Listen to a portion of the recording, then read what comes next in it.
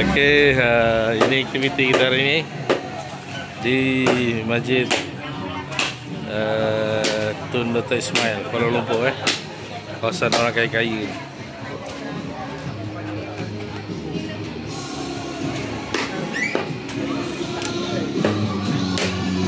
Ini bagian Unisa saja ni.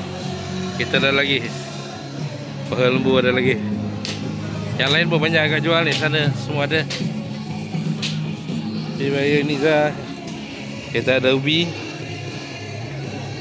kita ada sayur-sayuran. Ini pun dah tinggal sikit lagi.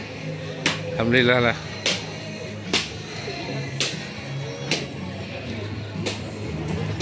Kita juga produk-produk yang inovasi lah.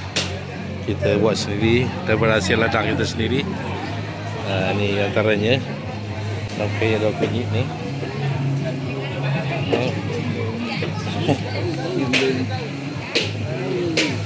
Kita juga ada produk kenaf sini. Ini produk-produk kenaf lah.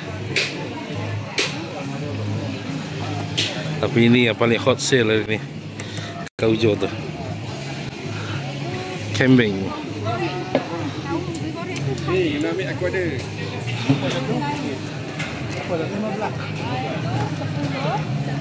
Tu bos pada situ.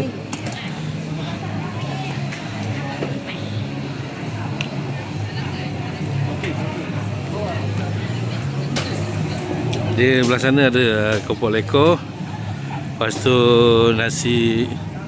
Sana pun ada kat gerai-gerai lain lah.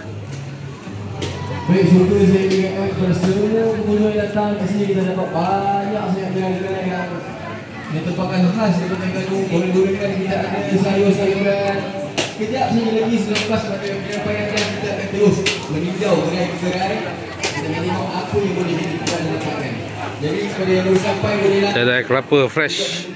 Untuk membantu dan juga support usaha-usaha lokal muda kita. Okey, itu saja. Terima kasih. Kita punya gerai ni sampai ke hujung ni. Tu kita berada ATNC rekan kita ada situ. Salam.